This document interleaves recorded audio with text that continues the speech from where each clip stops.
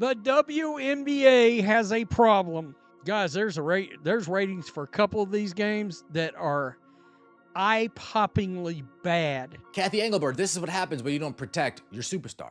We all knew Caitlin Clark's absence was going to hurt the WNBA, but now we're starting to see just how bad it really is. And those pay us what you owe us shirts? Let's be honest. They're aging like milk left on the sun. The latest viewership numbers are in, and the drop-off isn't just big, it's catastrophic. But here's the thing. This goes way beyond a ratings dip. What's coming next is going to be even worse for Kathy Engelbert and the entire league. Because now we're getting new updates on Caitlin's recovery, and let's just say, the story that fans have been told up to this point, it's not the whole truth.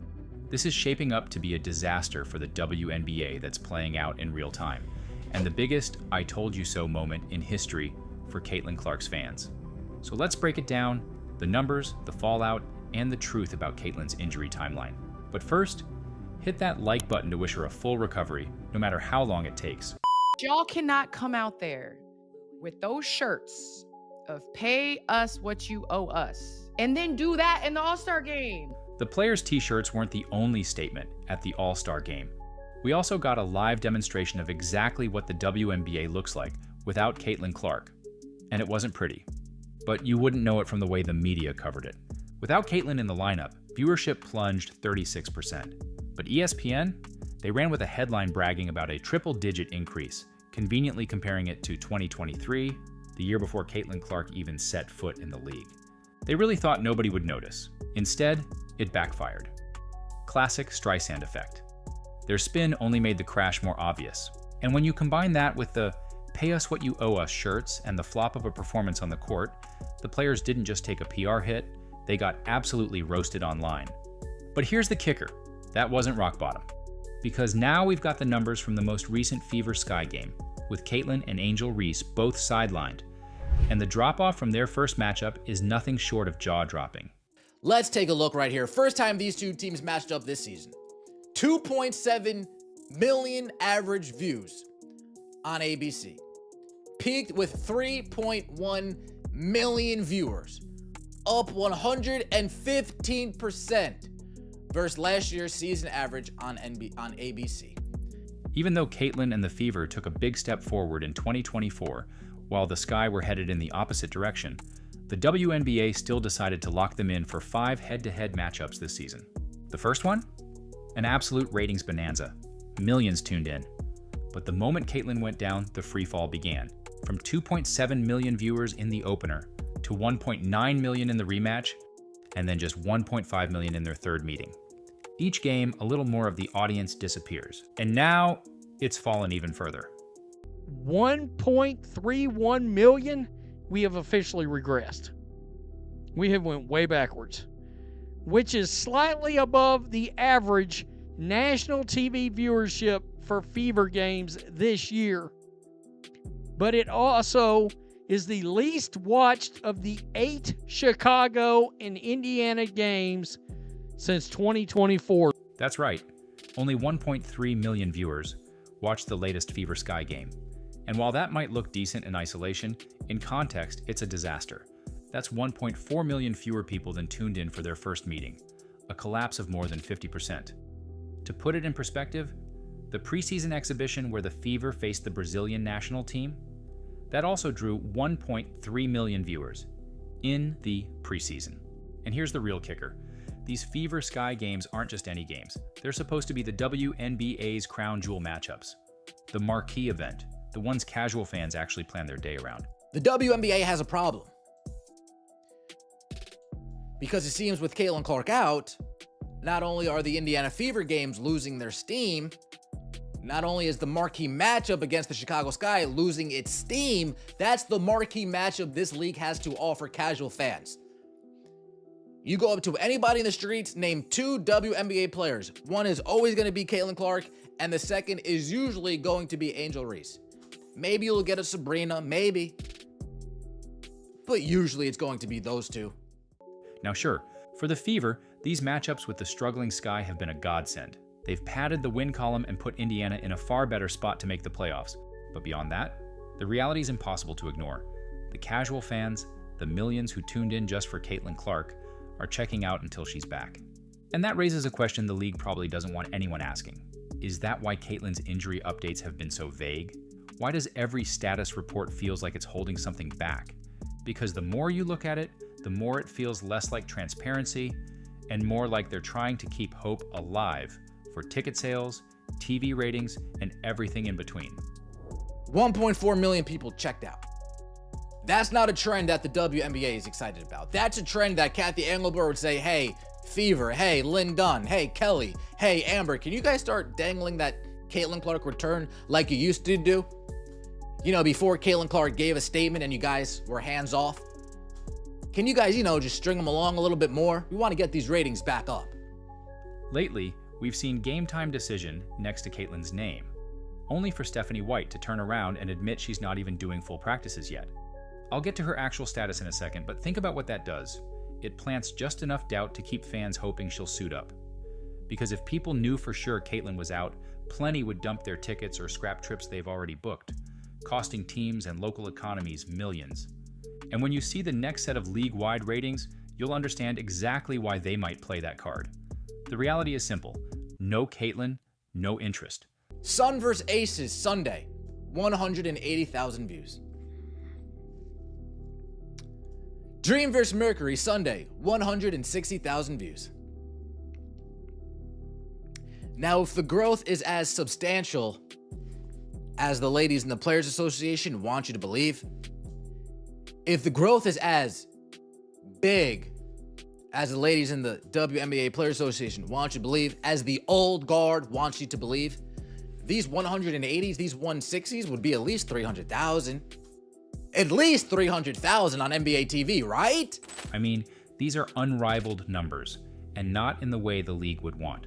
We're talking 160,000 viewers. Even for NBA TV, that's brutal. Page, Angel. Take your pick. None of them can fill their own arenas, and those buildings are 2 or 3 times smaller than an NBA venue. At this point, it's not a debate. Between the All-Star Game flop and these league-wide craters in viewership, the WNBA's dependence on Caitlin Clark isn't just obvious. It's screaming in neon lights. And that's exactly why her fans, casual sports fans, and analysts are all unloading on the league, with Commissioner Kathy Engelbert taking the brunt of the heat. Kathy Engelbert, this is what happens when you don't protect your superstar. This is what happens when you don't protect your cash cow. This is what happens when you allow gambling to run rampant in your league. I just had to throw that in there because that's what's taking place. This is what happens when you have referees call fouls one way for one individual and not the other way for the other individual. If Caitlin Clark had the same whistle that Paige Beckers had, Caitlin Clark would still be playing till this day. The Indiana Fever would be a top three seed right now. Everyone's been ripping Kathy Engelbert for refusing to fix the officiating, despite coaches, analysts, and even top players begging for change. They're not asking for much, just consistency. Call the obvious fouls, protect the players who are actually driving interest. The refs won't do it for Caitlin or anyone on the Fever for that matter, but they'll do it for others. Just listen to Sophie Cunningham talk about the superstar whistles Paige Beckers gets. I love Paige to death. Do not get me wrong. I think, I think she's a hell of a player and, would love to play with her one day. But those refs were giving her every freaking whistle last night. You literally couldn't touch her. And that shit is so annoying to me. And if you're going to do that, then give it to our guards.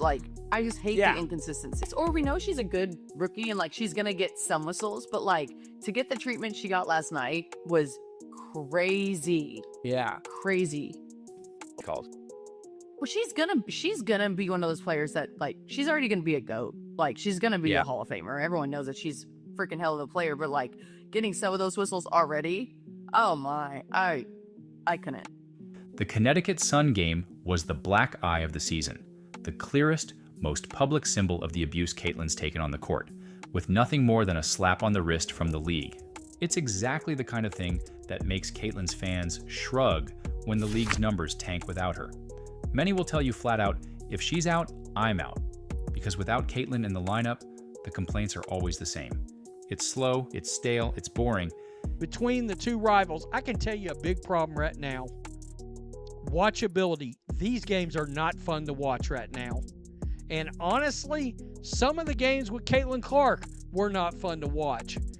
We were talking about this the other day, and Stephanie White, her offensive style, that basketball's play style, it's much harder to watch on TV than Christy Sides was.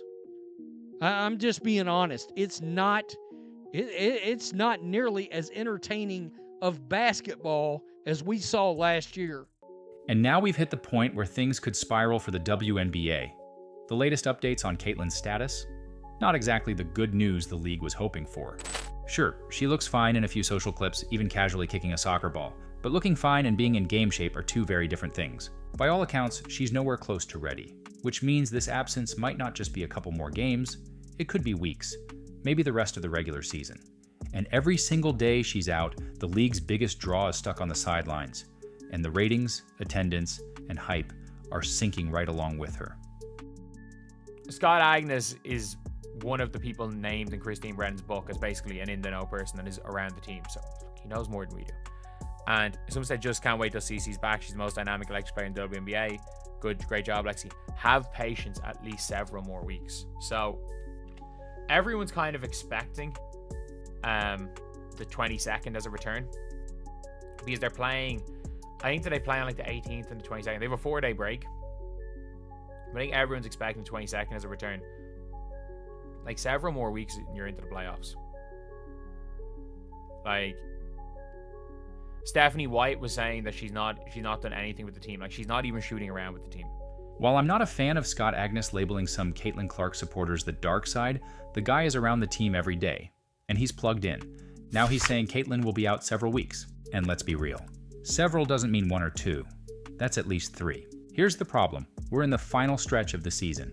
The regular season wraps in less than a month, and Stephanie White has already admitted Caitlin isn't even in full practice yet.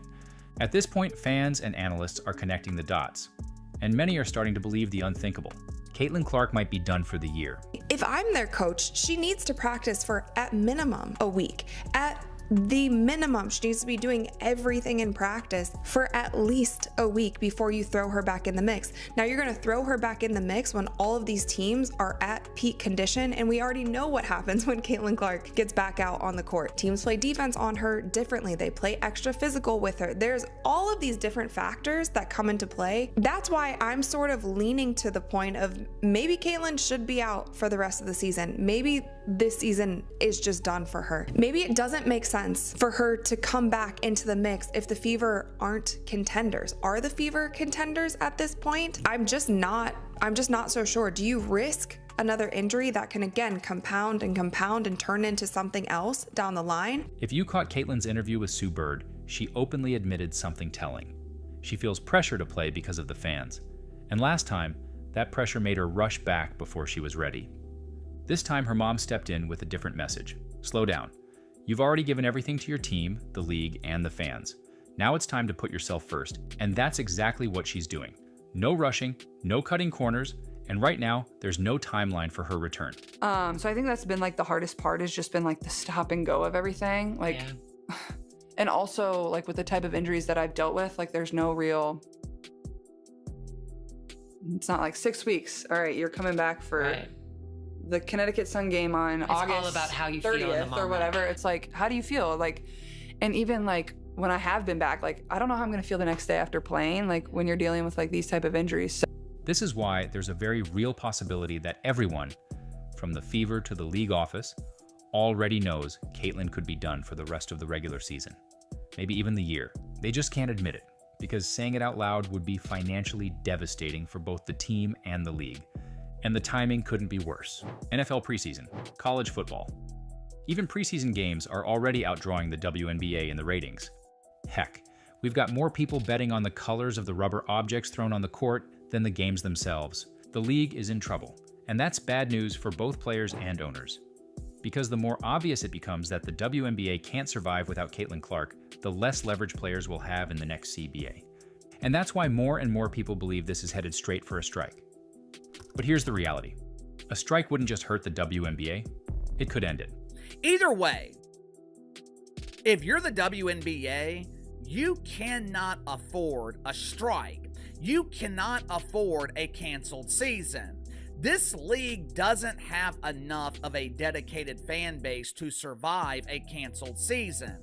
Think about what's happening with the WNBA right now. They're in the latter stages of the regular season. No one's really talking about it. Outside of winged wieners flying on the court, no one's talking about the WNBA. Listen, I love watching Caitlin Clark, but let's be real. If there's a strike, the casuals are gone, and they're not coming back. We've seen this movie before, MLB, NHL. A work stoppage or major disruption costs years of momentum. The difference? Those leagues had decades of history and deep fan bases to fall back on. The WNBA is balancing on a folding chair. Even with Caitlin, there's no guarantee they'd fully recover. And after the way the league has treated her fans, branding them problematic and worse, there's no stampede back to the arenas. In fact, plenty will watch the ratings crater and call it karma. That's the real danger here. Caitlin's injury hasn't just slowed the fever, it ripped the curtain down and exposed the entire WNBA. And when the dust settles, the only thing keeping it upright may be the NBA's checkbook, just like it's been since day one. If you're still here, drop a goat in the comments, because that's exactly what you are for sticking around. Thanks for watching.